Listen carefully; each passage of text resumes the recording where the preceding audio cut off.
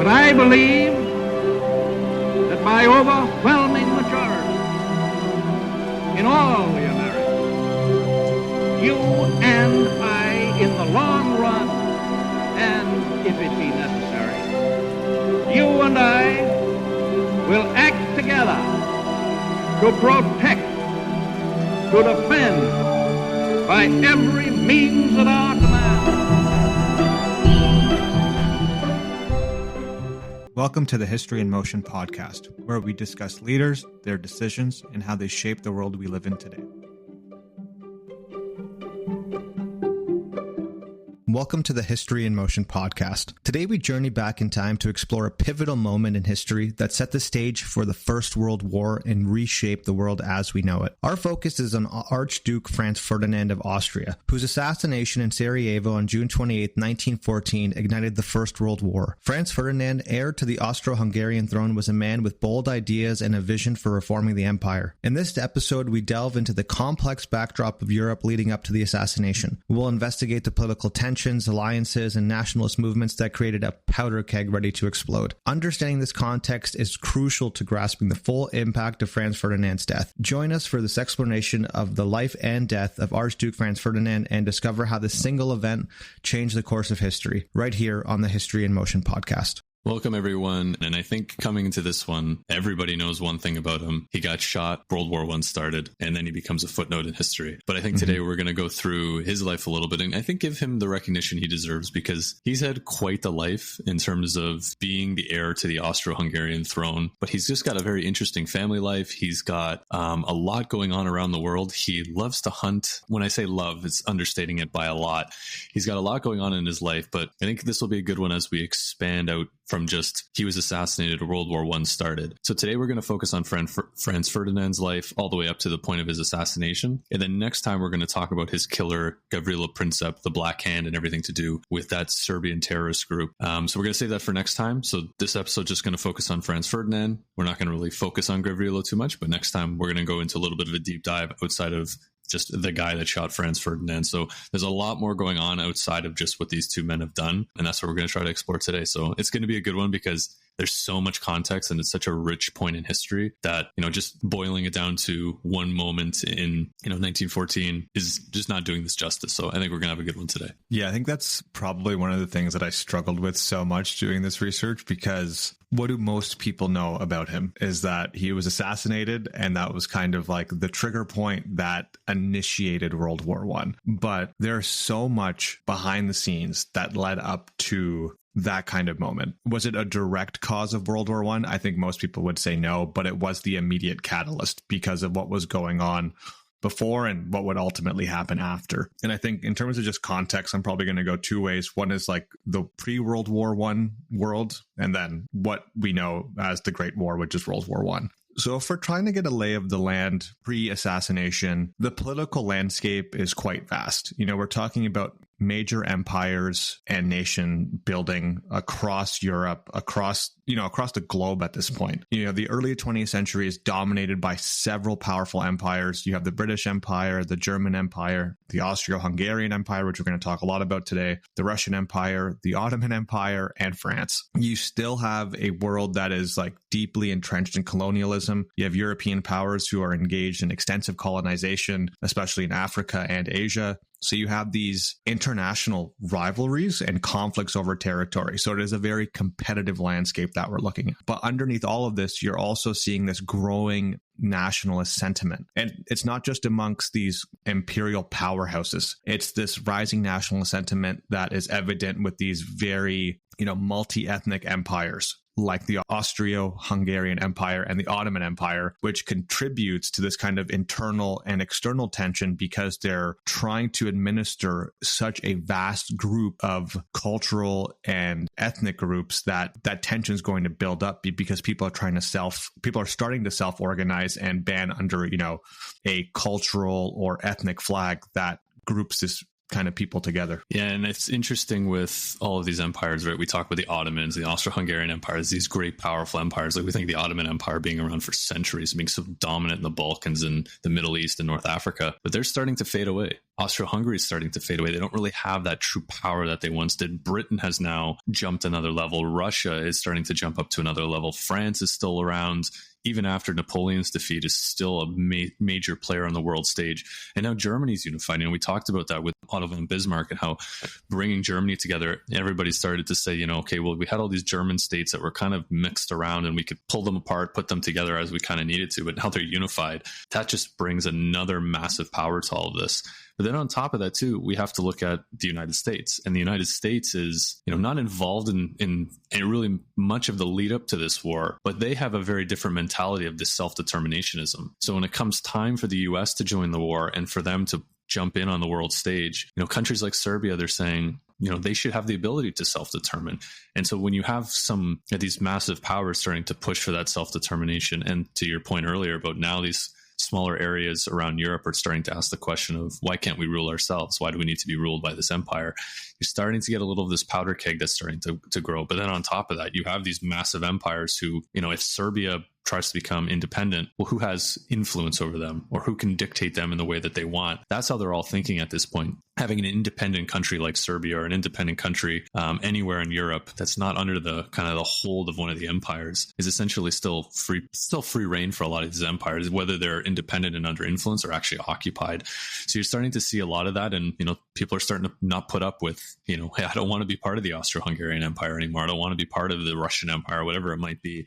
And like you said, starting to find that self-determination and starting to push back a little bit, which always leads to violence in one way or another. Yeah. And I think it's such an important point because there's almost like this macro and micro level view, right? We have like the macro level view of what's happening across, like imperial Europe with all these imperial powers kind of contesting for supremacy. But then at the micro level, like on the ground, you have these elements of self-determination that are just exacerbating the, internal administrative strife that some of these empires are facing with. And, we're going to talk about the Ottomans, we're going to talk about Austria-Hungary and how this really played a pretty big role in what would be the ultimate destruction of these empires. And I think in a similar vein, if we're talking about the pre-World War I context of what's going on, one of the things that I really took away was this very strange, complicated, interwoven network of alliances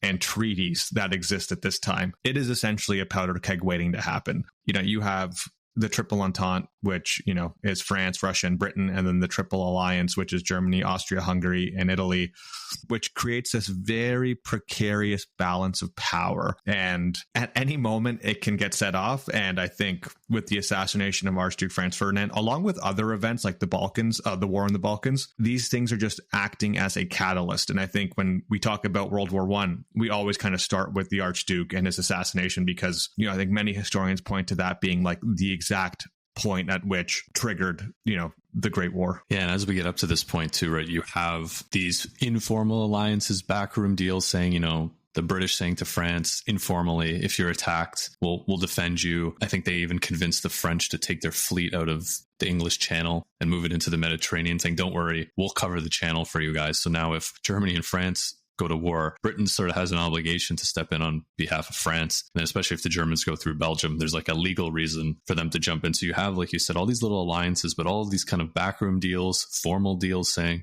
yeah, we'll stick up for you if this happens. We'll jump in here. Russia and Serbia have an agreement as well. So you're right. It's like a bunch of dominoes. Once one goes, people start feeling they have to jump in. And next thing you know, we have World War I. So there's a lot that goes up to that. But the man we're talking about today plays the key role, and that is Franz Ferdinand. And he's a really interesting guy. I think that was kind of what I came away with. His whole assassination, as you read through his bio a little bit, you see a lot about him where he didn't want war. He was trying to keep things peaceful. He definitely wasn't a warmonger in any stretch of the imagination. But a lot of the sentiment in the Austro-Hungarian Empire was there's this Serbian problem. There's this country that's a Slavic country that's kind of sitting in what they would consider their sphere of influence. And like you said, Richie, about the Ottomans starting to decline and pull away a little bit. Now this is opening up an opportunity for more influence in that area. Is it going to be Russia? Is it going to be Austria-Hungary? Who's going to be the one that's going to really have that influence over that land? So that's kind of what I took away from him. But to get into his life a little bit, he kind of has a pretty traditional childhood for a royal royal in that sense.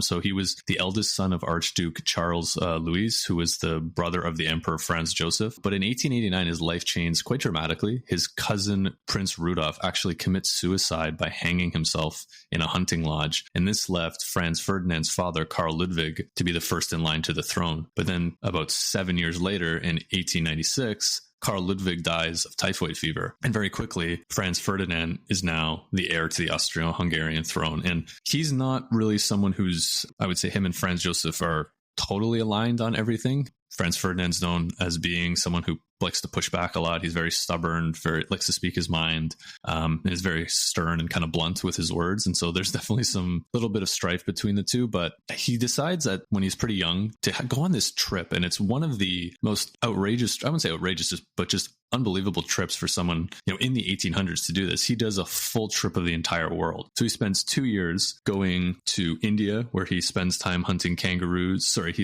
goes to India, then he goes to Australia, and he spends a bunch of time hunting kangaroos and emus. He then travels to all the British-owned islands in the Pacific. He goes to the Solomon Islands, New Guinea, Malaysia, Hong Kong, even to Japan.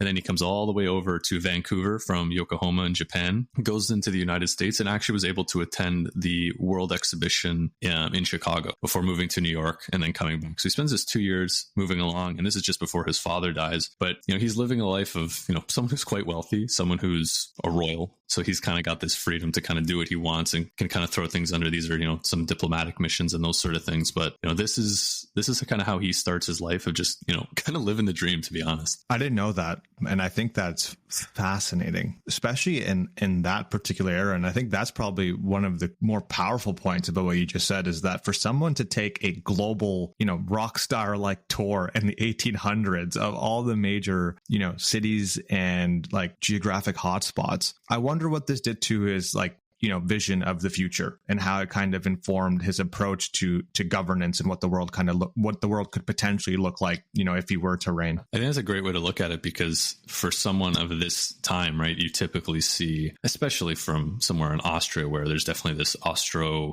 basically just Austrian kind of superiority amongst the royal family. But for someone to get out and not just see somewhere outside of Austria, but to see the entire world and, meet a bunch of different people, it's definitely going to influence how he looks at the world, because he's met all these different people and has a different perspective. But I think that's where maybe I would say the hopeful part ends. This is where, if you're an animal lover, you may want to not listen. He loved to hunt. And when I say he loved to hunt, it was nothing short of an obsession. He's killed, the records differ, but people estimate that he's killed over 300,000 individual animals in his life. One person recorded something that said anything that moved, he was ready to shoot. His personal record was reportedly 2,140 kills in a day. He tallied his kills in a massive journal, and the grand sum in his journal was 272,511, according to calculations published in a book called The Archduke of Sarajevo. Emperor Franz Ferdinand described this hobby as mass murder, while others said, this is just like his Archduke Franz Ferdinand mania. Like when he's coming, hide your animals, because he's going to come out and he's probably going to shoot it. In his estate, he has an estimated over 100,000 trophies of different animals. In the estate, there's the foot of a giant elephant, which is used as an ashtray. He has another one that's just used as a waste paper basket. So he's just this, I don't even know how you would describe him, but yes, I think if anything that moved, he was ready to shoot, I think is pretty much where I'm going to leave it. I think if you would have asked me to guess what that number could have been, I would have underestimated it by a factor of 100. 300,000 total kills is so hard to comprehend. He must have been hunting almost every waking moment he could. Yeah, and I think the joke of all of this is, yes, the assassination was terrible unless you were a wild animal. It's probably helped your life expectancy a little bit, because my goodness, right? I understand it's this time where the rich like to get out and go hunting and that kind of stuff, and that's just kind of part of life. But this is getting to a point where he's almost just going out and mowing down anything he can find, and in my head he's going home with trucks full of dead animals and dead skins and carcasses and all these sort of things. But I don't know, that's his life. Really have much more to say. No, I think it's a good point though, because if we look back at some of these, royal families, the idea of hunting lodges across, British, French, other European royalty is quite a common trope, right?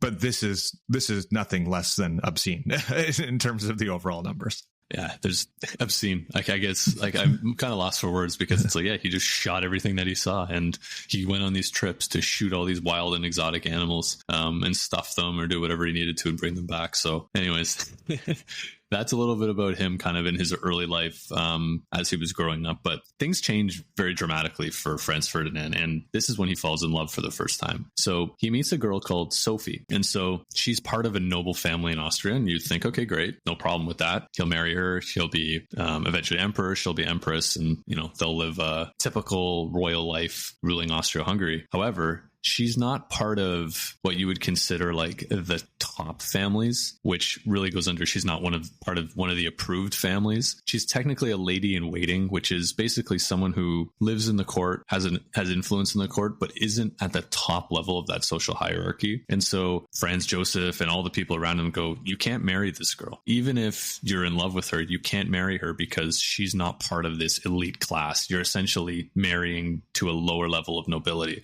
But he was deeply in love with her, and he really, really pushed to eventually marry Sophie. But Franz Joseph was saying, no, you can't do this. You're not going to be the emperor of Austria-Hungary with a wife who, doesn't really count in their eyes, right? Because she's not one of the approved family. She's not in that elite level of coming from an elite family. And so this is something that's going to, really pull at Franz Ferdinand because he's deeply in love with her. He wants to marry her, and he's being rejected just because of this social hierarchy that they have in place. And it's not like she's just some common woman off the streets. She's in the court. She's a noble woman, but she's not at that top level that they expect. Yeah, I think that's probably a good point. I know we've touched on this in other episodes, but, strategic, powerful alliances through marriage is a theme that kind of cuts across this era of the world quite well.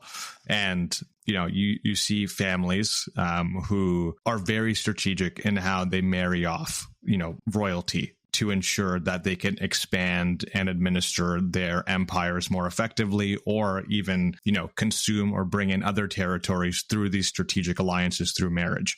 And this is something, that the Habsburgs did quite often. They did it quite well, and, was a very strategic kind of playbook for them to be able to secure these vast territories and forge these very powerful alliances. Yeah, I think we take it for granted that the Austro-Hungarian Empire is just this homogeneous entity that everything's running well, right? You have Austria-Hungary, right? So the Hungarians have their level of influence, and you have all these Slavic territories coming in as well. And so I can see from Franz Joseph's perspective of, like you were saying, we need to have a strategic marriage to make sure that we're keeping the empire glued together. But also at the same time, this is almost like the height of empires and royal families realizing that things are starting to tear apart a little bit. You saw like the French revolutions happened, even the way Germany's set up, it's not, ultimate control. Even Britain's starting to change, have prime ministers and things like that. So you can see also part of, if we start to let the old ways slip a little bit and let people have a little bit more freedom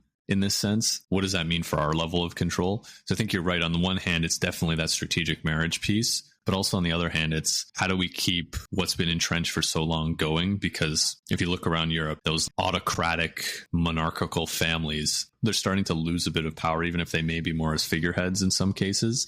And so you can see that in Austria-Hungary, it's all starting to slip away. And I think that's part of why he's trying to keep such a tight hold on who marries who and who's doing what within the empire. Yeah, I think it's such a great point. And I think it's also one of the layers of complexity in this particular episode, because you're talking about, the Habsburg dynasty kind of pre and post World War One. Pre-World War One, they are essentially the most influential royal houses in Europe, and they played a critical role in the formation and expansion of the Austro-Hungarian Empire, again, through strategic marriages. They were able to secure these kind of vast territories through marriage. Maximilian I to marry a Burgundy, which brought in the Burgundian lands into the Habsburg fold. And then similarly, the marriage of Ferdinand I to Anna of Bohemia and Hungary in 1521, which added significant Central European territories. And they continue to do this. The empire further expanded through additional wars and treaties. But in the same vein, they also were able to do that because there were other empires that were starting to weaken.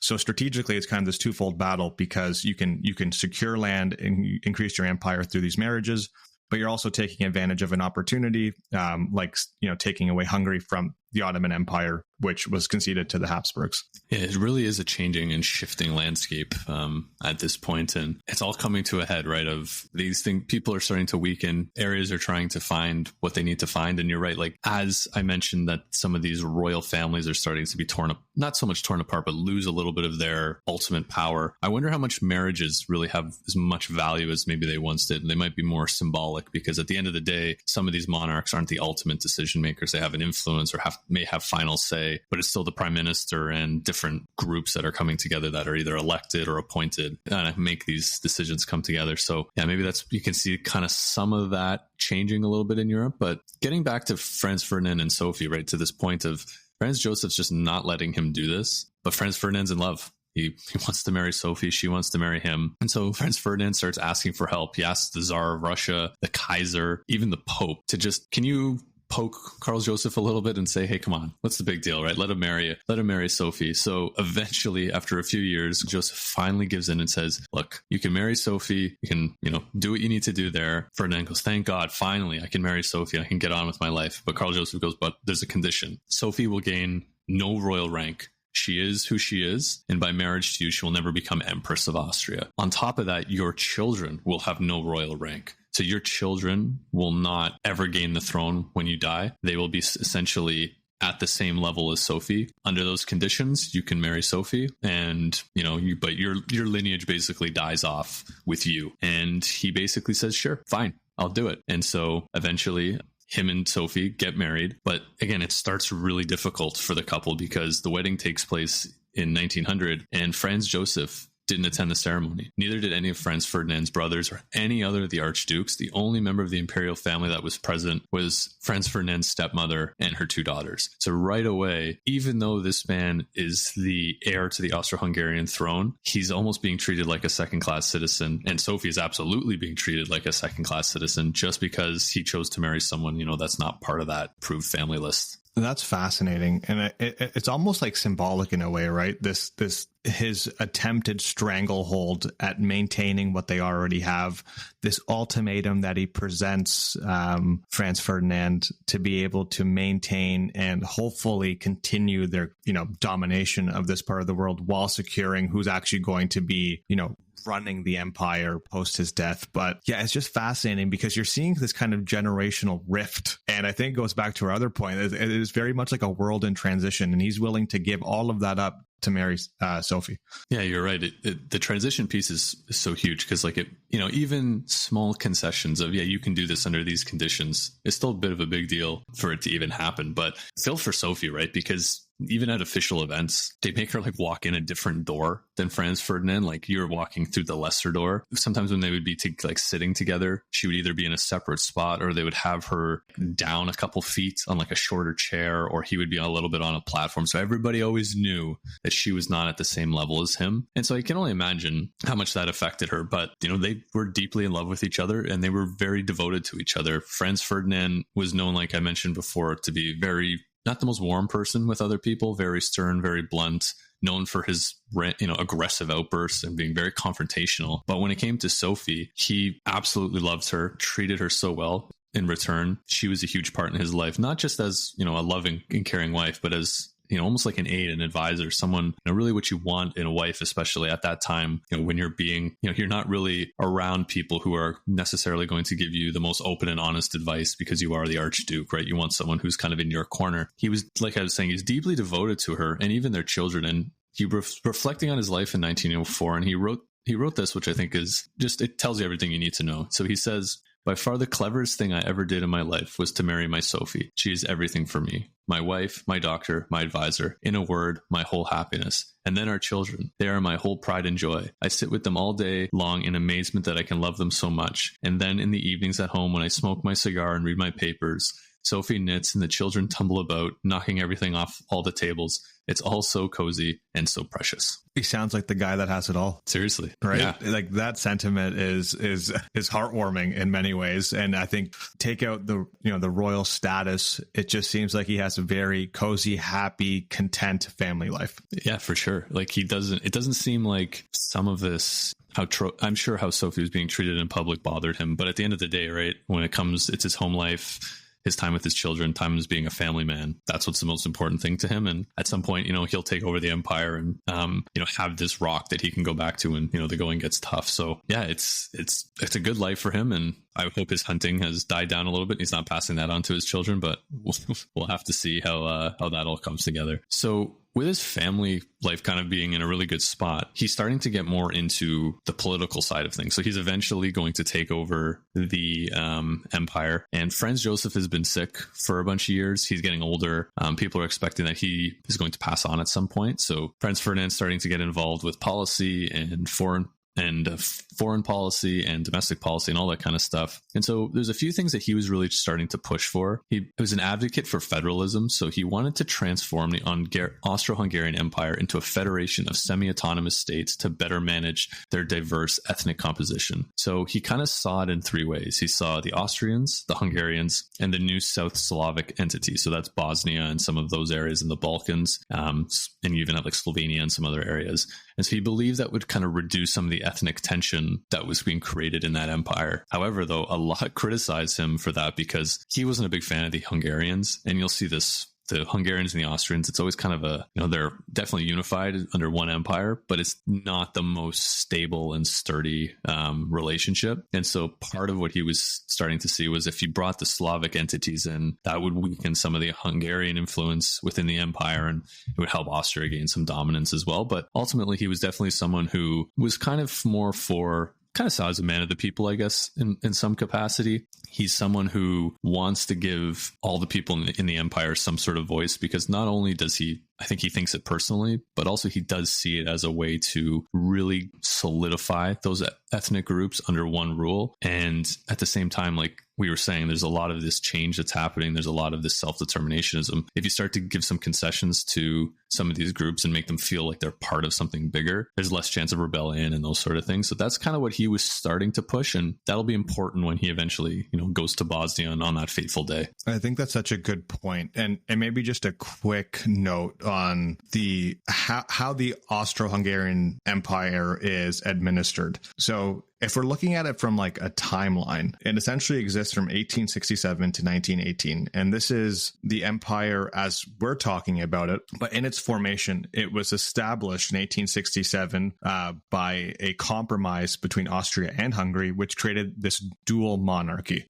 This agreement was essentially made to address the growing demands for autonomy by Hungary following the Austrian defeat of the Austro-Prussian War of 1866. But what you essentially have is an empire consisting of two distinct and equal entities, each with its own government, parliament, and administrative systems. So I can only imagine from a policy and diplomacy perspective how difficult this would be in actual practice. Yeah, I can only imagine too, because it's the fact that it even exists, I think is kind of what I was reading. I'm like, how does this even work, right? You have these two distinct entities, and I guess there's mutual benefits to them and, being able to have that level of strength. And then there's some stability that they're not at war with each other all the time, hence the compromise. But you're right, like you have semi-independent groups. And I think that's what Franz Ferdinand's trying to see, is if we can formalize this a bit more and split it off into maybe some more semi-autonomous regions, that will kind of help with some stability. But yeah, it's almost a miracle that something like this even exists, because the groups are, I wouldn't say so ethnically diverse. They're similar in the sense that they're European and Christian and those sort of things, but still it's different. You're Hungarian, you're Austrian,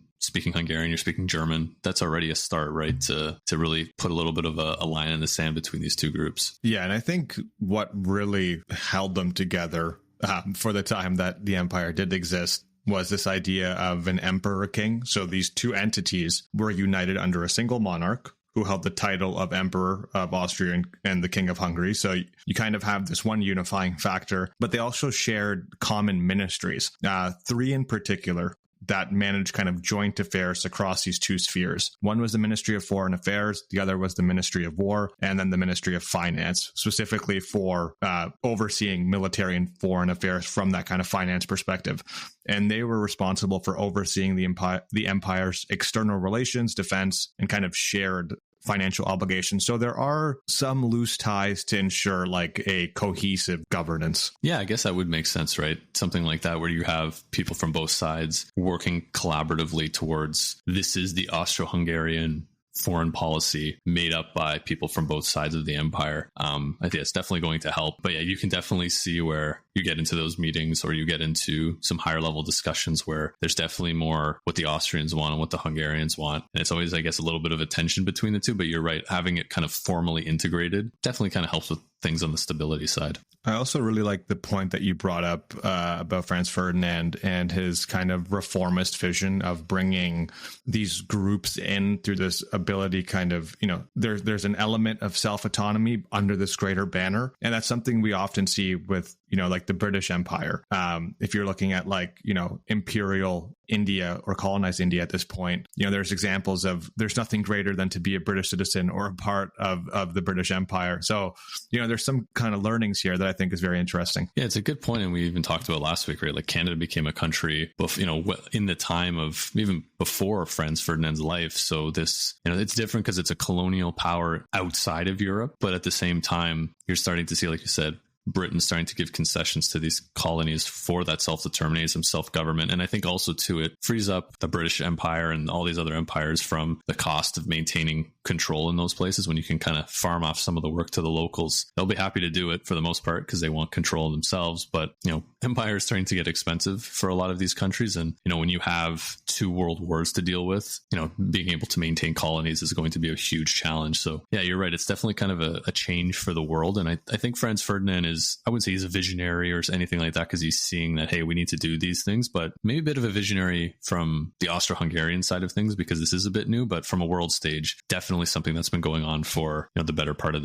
this century. Yeah, and I think he, and obviously this is inference, I don't know him personally, but there's probably this reality that he's seeing with, and I think it's probably a shared reality whether, other empires acknowledge it or not, but there is this kind of tension between overextending yourself externally to administer these vast empires. But then there's also this, internal strife that's happening with these multiple ethnic groups that you're trying to administer over who are now starting to self-organize. There's these nationalist movements, which is a huge theme in the lead up to World War I, and this kind of idea of self-determination. So how do you contend with both of these issues, both at home and abroad? Yeah. And then, for the Austro-Hungarians, toss in the Slavic people within the Baltic area. And then you also, the Balkan area. And then you also look at Russia, who's this huge empire, and they identify with the Slavic people a lot more than the German-speaking side of Europe. And so now you're starting to see this. How does Russia play into this? How does Austro-Hungary make sure that this South Slavic area that they have is going to be loyal to the Austro-Hungarians? And then you also have Serbia on top of that, which we talked about is now is an independent state, has agreements with Russia around protection and those sort of things. But then you have Bosnia, who's under the Austro-Hungarian control. How does that all come together? Because it's going to be a key thing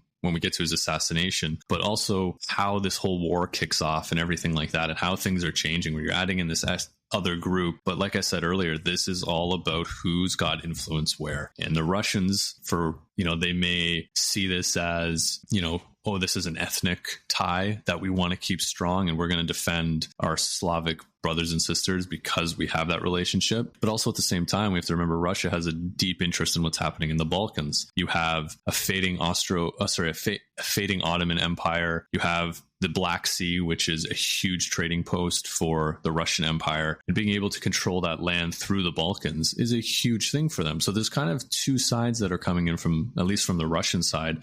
But then also, you see the Austro-Hungarians who are talking about, controlling the Adriatic. And again, it all comes down to trade and control and all of these sort of things. And unfortunately, for a lot of these countries in the Balkans, they see themselves almost as pawns, right, in this game of being pulled between these 2 empires. And that's where this self-determination comes into it, where someone like Serbia is like, hey, we've kicked out the Ottomans. Now we can control ourselves and control our own destiny. Yeah, we'll make a deal with Russia if it's in our best interest. But if the Austro-Hungarians aren't going to give us what we want, we're not going we're not going to play ball like we've had to in, the past few centuries. Yeah, and this is one of the complexities of this era, right? Like all the different, formal and informal alliances. And I think Russia in particular, when we're talking about, the kind of Slavic nationalism that's happening, Russia sees itself, more or less as a protector of Slavic people and Orthodox Christians, and supports Slavic nationalism, independence movements in the Balkans.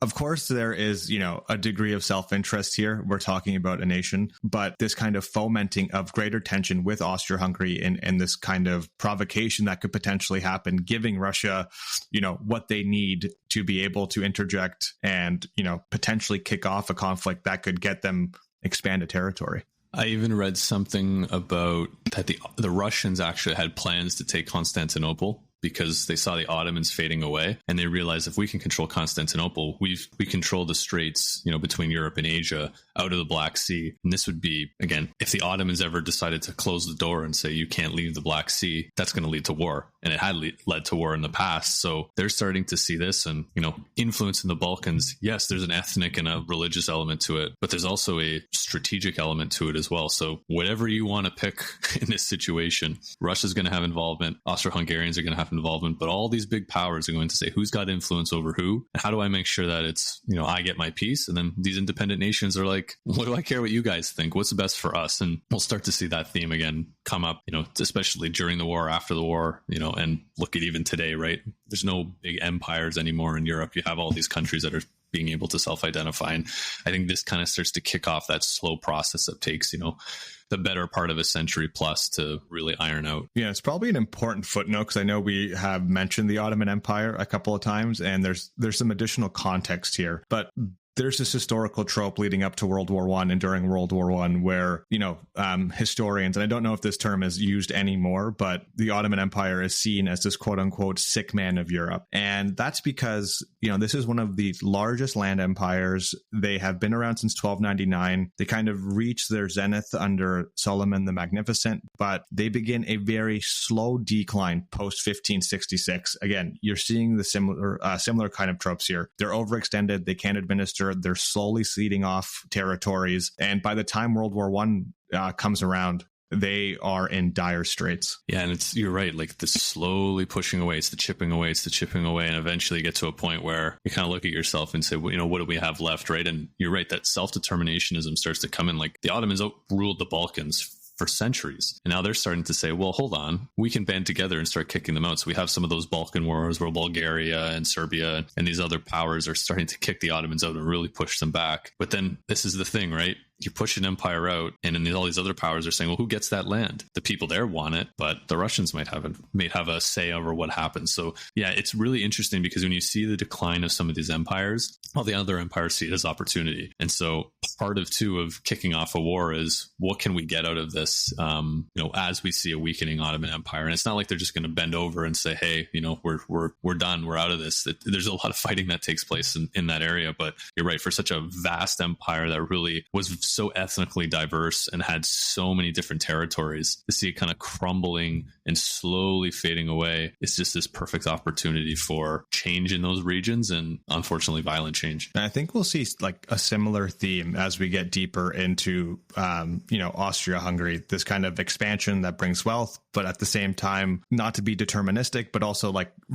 plants the seeds of your own destruction at the end of the day. Yeah, absolutely. And I think this goes into what we were talking about with Bosnia, right? So Franz Ferdinand is going to go visit Sarajevo, which is the capital of Bosnia, which has recently been acquired annexed, I should say, by the Austro-Hungarians. So, how is that all going to play in? How is this new, ethnically different, not only from a Slavic perspective, but you also have a large Muslim population as well living in Sarajevo. And I was doing a little bit of reading about Sarajevo at this time, and it was almost, for a lot of people, this almost like a unique city that not many people had seen before, because you had this mix of all of these types of ethnic groups, mostly around religion, where you'd see a mosque on one end of the city, and you'd see an Orthodox church. And it's just kind of like, I guess you would say it's almost like the head point of Christian Europe and the Islamic world of the Ottoman Empire kind of meeting together. And then you kind of get this mix of a very interesting city with a lot of different religious elements, and you see all these ethnic groups kind of coming together. And it was kind of a very unique city for a very, very long time. And things have changed since then to today. But at the time, you really had that strong Islamic elements. You had the Christian elements as well. And you really have a very unique city, which I think would have been pretty cool to see back in those days. Yeah, 100%. It almost seems like a flourishing metropolitan based on what I've read about it in terms of just the diversity of people, which, we're talking about pre-1900s here, which is pretty unique and probably pretty rare. And it's probably poignant at this point to just talk about Bosnia and Herzegovina and kind of this relationship here. So in terms of historical context, Habsburg policies in Bosnia following its occupation 1878, which was formalized in the Treaty of Berlin following the Russo-Turkish War, allowed Austria-Hungary to occupy and administer Bosnia-Herzegovina while, strangely enough, like nominally recognizing Ottoman sovereignty over the region, even though at this point, I think it was a given that they had little to no actual power in the region. And strategically, I know we've kind of tiptoed around this a bit, but why annex it? And I think this is a crucial point for our listeners to kind of understand. So it's a buffer against Serbian influence. Austria-Hungary viewed Serbia's rising influence and nationalist aspirations as a direct threat. Serbia wanted to unite all southern Slavs, including those within the Austro-Hungarian Empire, by annexing Bosnia-Herzegovina. Austria-Hungary sought to contain those Serbian ambitions and prevent the formation of a greater Serbia. They also saw it as opportunity to strengthen the empire. And, we've talked about the decline of the Ottomans. As they continue to weaken, there's this power vacuum that you mentioned in the Balkans, and Austria-Hungary wanted to assert its dominance in the region before other powers, particularly Russia, could expand their influence because they are providing support for those Slavic nationalist movements. And I think we're seeing the precursors of what ends up becoming Yugoslavia, right? This unified Slavic land. But you're right, tying them all together into one country, it's going to give them a lot more power. And then again, if there's some Russian influence there, which ends up being maybe about 50 to 70 years later with the Soviet Union, that's going to be a big challenge for the rest of Central Europe to deal with, because now you have this massive country that's really running everything in the Balkans. And as we've said, it is that buffer state, but it also is, like we said, kind of owning a lot of the trade routes and has a lot of access to the Mediterranean and the Adriatic. And so that's going to be a key piece. And you can see absolutely why the Austro-Hungarians would jump into this and try to take over, which I always find funny how the Ottomans, we'll give you official rule over it, but we're going to administer it. So it's like, you may have on a map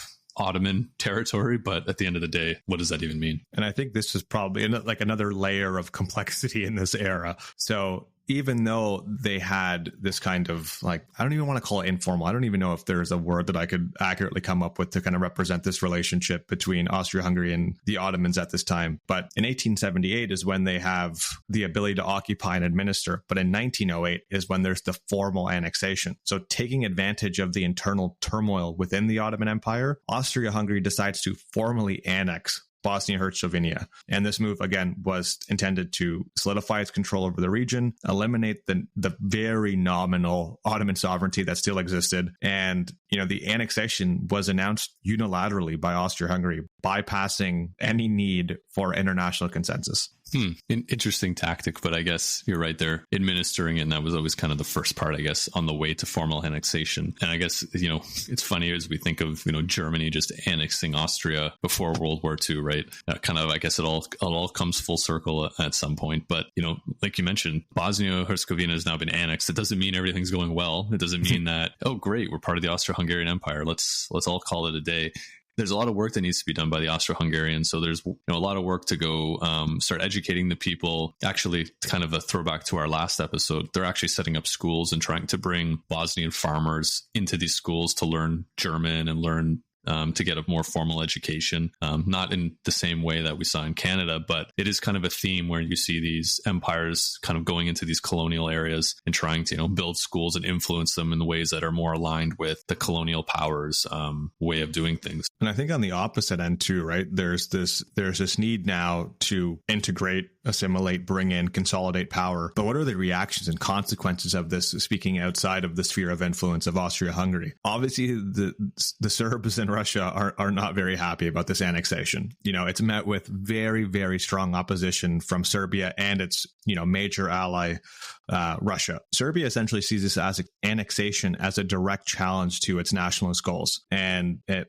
mobilized its military. Russia, it's been weakened by its very recent defeat participate in the Russo-Japanese War, but still supported Serbia diplomatically. And it leads to this very significant kind of hostile environment in the Balkans. And then you have international tension. So this doesn't even, like, the scope is even beyond Serbia and Russia at this point. The annexation strained Austria-Hungary their relations with other great powers. Germany's firm support for Austria-Hungary helped deter Russian military intervention right away.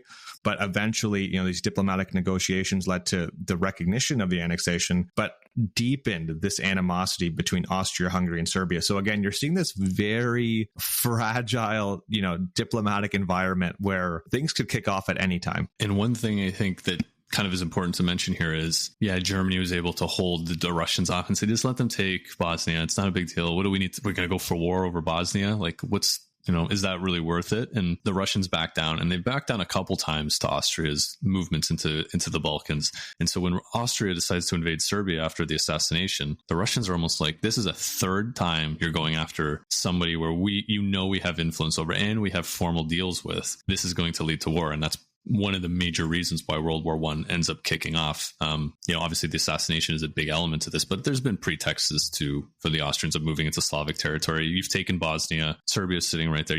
They're a threat in some capacity. Whether the Archduke gets assassinated or not, the Austrians are still thinking about going into that area. So that's kind of the aftermath. But at this point, still, we have, the war hasn't kicked off. Franz Ferdinand's alive and well. And Sarajevo is this capital of Bosnia. And so we mentioned the kind of how this city is this melting pot of all these different ethnic groups, and you have Ottoman and Christian elements coming in as well. But if you ever look at a map of Sarajevo, it's not a very big place. It's kind of surrounded by hills. It's a very pretty city, but it's also, it's not this sprawling metropolitan area like you'd see with London or Paris. It's actually quite a small city.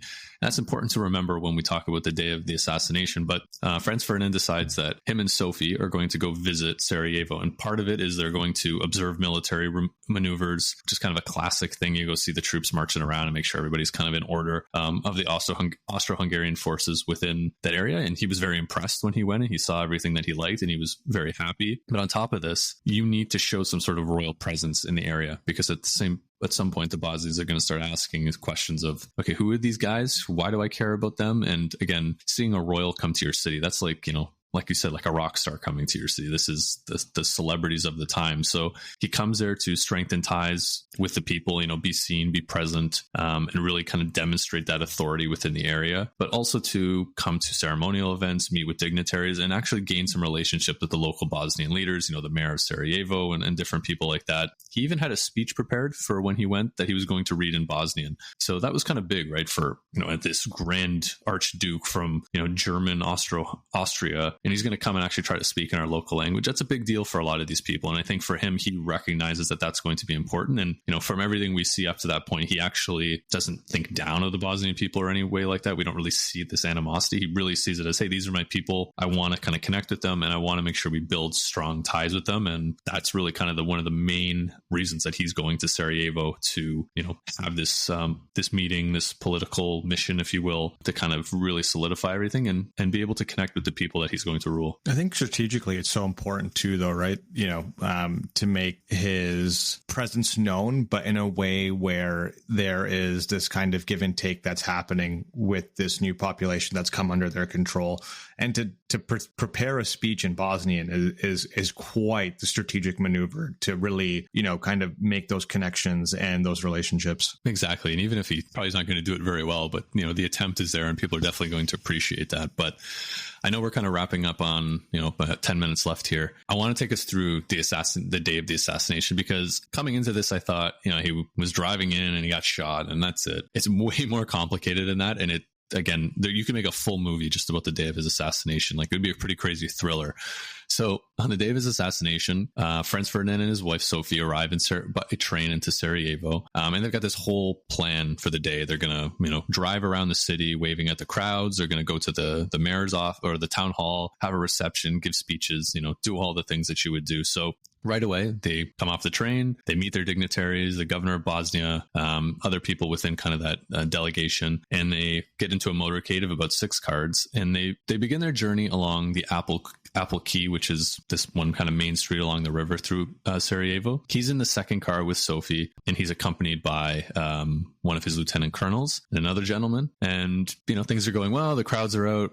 They're waving. They're, doing what a typical visit would be. But as the motorcade passes the central police station, and we'll get into all of this next week on who these people are, is somebody throws a grenade at the car, essentially bounces off the car and explodes under the following car, actually injuring some people in that place. So remember, this is not the assassination of Gavrilo Princip shooting at Franz Ferdinand. This is another co-conspirator within this group who's just thrown a bomb basically at Franz Ferdinand. So they speed off to the town hall, and Franz Ferdinand apparently has one of his angry outbursts and basically freaks out on the mayor about all the security issues that he was seeing. And there'd been some rumblings before that there might be some challenges within the city, but they were like, no, we need to go through with this. We'll make it work. And a lot of people saying, yeah, it's not gonna be a big deal. We'll figure it out. We got good security. It's not something to worry about. But right away, he's been attacked, moves to the town hall, and they're trying to figure out what to do. And so what do you do? The whole plan was to have this reception and for him to give a speech. So he goes ahead and he does it. He's actually handed the speech to read, which was being held by one of the people who was in one of the cars that got hit with a grenade. And this person basically hands the speech to him, and it's covered in blood because this person has been wounded in this car. So he's standing up there giving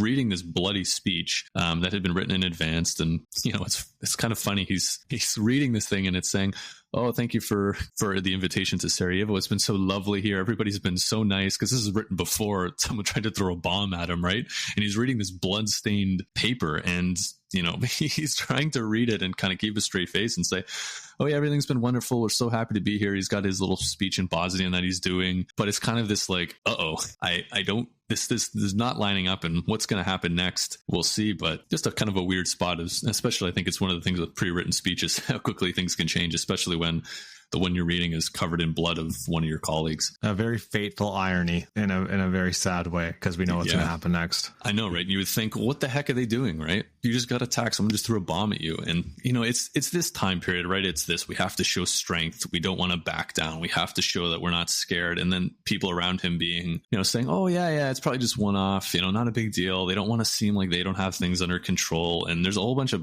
more things that are going on in the background, which we'll get into next time. But, just hang out there for maybe the night, figure out what's going on, let the police clear the streets. But Franz Ferdinand decides, you know what, I want to go visit the people in the hospital that got attacked by the grenade, and then essentially get back to the train station and go. And so there's some conversation going back and forth. And, Sophie's not too happy, obviously, with any of this thing. Like, are you crazy? Why are we going back out there? And everybody's, oh yeah, it'll be okay. But then him saying he wants to do the detour, they're saying, well, okay, well, we had this path plan that would be a little bit safer. But okay, if you want to get to the hospital, we can do that. And so away they go, going off to the hospital, and then eventually back to the train station. But this is the funny part, is we'll get into this next week, but Gavrilo Princip was planning to be one of the attackers on the initial run of Franz Ferdinand. And if Franz Ferdinand's gone, he hasn't had a chance to take a shot at him. So he's essentially sitting and kind of sulking outside of this cafe saying, well, maybe he'll come back. Maybe I'll get another shot. He doesn't know where he's going to go, but he's just kind of standing there. And so Franz Ferdinand's motorcade is going along, coming back, and there's actually some miscommunication. The driver turns right when he's about to turn left, or turns left when he's about to turn right. And someone yells out and says, hey, you're going the wrong way. And so as they're turning around, Gavrilo Princip looks up from where he is, and he realizes, oh my God, there's Franz Ferdinand, and he's standing right there. He's in his car. And so Gavrilo takes the opportunity and he fires at their car. He fires 2 shots of his pistol, one hitting Sophie in the abdomen and the other one hitting Franz Ferdinand in the neck. And so right away, the crowds grab Gavrilo. It's just absolute chaos because nobody really knows what's going on. Like, remember, these are big crowds around there too. The police have grabbed him. The wrong person initially is grabbed and pulled away.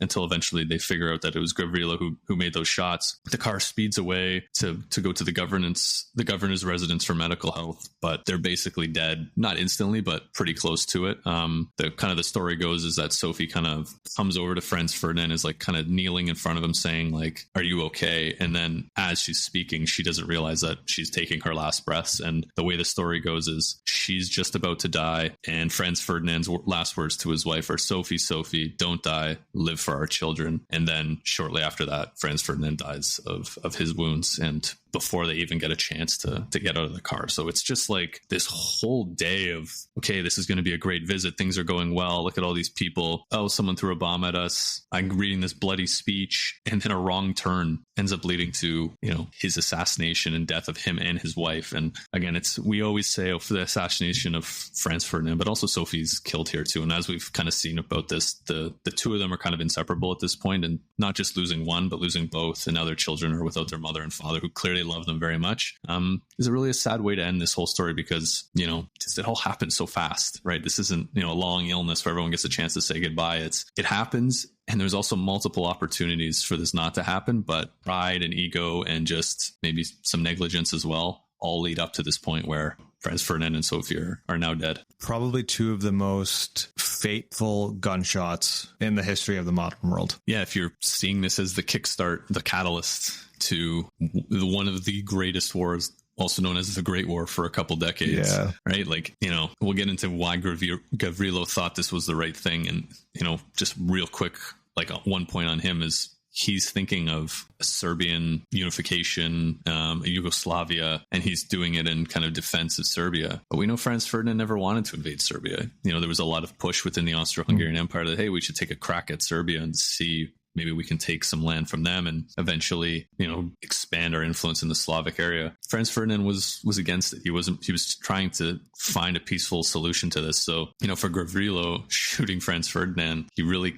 kickstarts exactly what he was trying to avoid by making this assassination. And we'll get into all of his details next time. But yeah, it's very fateful in that sense. And the one man who probably could have stopped World War I from happening was the one that was killed, unfortunately. So yeah, you're right. Fateful is probably the most apt term for kind of the end to this story. And I think just to wrap it up, because we're over the hour mark, but this assassination provides Austria-Hungary with the pretext it's been wanting and needs to address the Serbian threat. So they issue an ultimatum. And we can get into the ultimatum next week, but, there's some pretty bold claims here. Suppress all publications and organizations promoted at anti-Austrian sentiment, dissolution of all nationalist organizations, acceptance of Austrian officials participating in the investigation, prosecution of those individuals involved in the assassination plot. It is just full control that they're looking for. And Serbia's response ultimately is conciliatory, but not fully compliant. They accept most of the demands, but Serbia refused to allow Austrian officials to participate in the judicial process, which would obviously undermine any and all sovereignty that they're driving for. And this partial rejection provides Austria-Hungary with the pretext it needs to declare war on Serbia on July 28, 1914. And this declaration essentially sets off a chain reaction with that very complex alliance system. Russia mobilized in defense of Serbia, prompting Germany to declare war on Russia. France, allied with Russia, is then drawn into the conflict. Germany's invasion of Belgium, aiming to quickly defeat the French, brings in the UK into the war. And what begins as a regional dispute between Austria-Hungary and Serbia escalates into World War I, involving all major European theaters, all major European powers with theaters of war across the world. Tens of millions dead because of a little street corner in Sarajevo is, obviously a very simplified way of looking at it, but it is the catalyst that kicks us all off. And yeah, fateful is the right way to put it. And to wrap up, just to kind of ground things back again with Franz Ferdinand and Sophie. And so we had talked about Sophie being second class to how, who Franz Ferdinand was and these other royal families. When she died, her coffin was placed beside Franz Ferdinand's. Franz Ferdinand was decorated very, royally with swords and that kind of stuff on it. On Sophie's, they put gloves, basically saying she was a lady in waiting, as almost a, that's, you're this noble person who works in the court, but you're not really one of us. And even in death, right, she wasn't able to escape, who she was as a person, in the eyes of, the Austrian royal family. So, it is, we talk about, hey, it's sad this war kind of comes together, but, even just grounding what, we're still, this old world still exists of royal families and status and all these sort of things and social class that, this war is going to rip apart very, very aggressively. But yeah, even in death, she's still not able to escape it. I think that's a fitting conclusion to this. And I think the sentiment that you just shared, the world is collapsing around you. We are about to go to a scale of conflict never before seen in the history of the world. And we're still going to hold on to old traditional monarchical norms because that's how we've always done it. Yeah, it really kind of puts a perfect footnote, I think, on this period. And everything's kind of come together in this sense, but we're still holding on. So yeah, bit of a somber end. Coming into this, I think we thought, hey, Franz Ferdinand, he got killed. What's the big deal? We're moving on. He's just a guy, right? But when we get, this is why I like how we kind of go through these bios, is you learn a little bit about the person, and if you feel for him, you feel for his kids, you feel for Sophie, and then my goodness, you feel for everybody involved in the 4 years of intense war that's to follow. So yeah, not just a footnote in history, I think, is kind of how I'm walking away from all this. Yeah, I couldn't agree more. Awesome. All right, so next time we'll talk about Gavrilo Princip and his role in the assassination of Franz Ferdinand, and what made him do that, where's Serbia in all of this, and we'll talk a little bit about the infamous Black Hand, who Gavrilo was a member of. So stay tuned for that one in a couple of weeks. But thank you, everyone, for listening. Thanks, everyone. Thank you for listening to today's episode of the History in Motion podcast. If you enjoyed our journey through time, please subscribe, rate us, share the podcast with friends. Your support helps keep history alive. Until next time.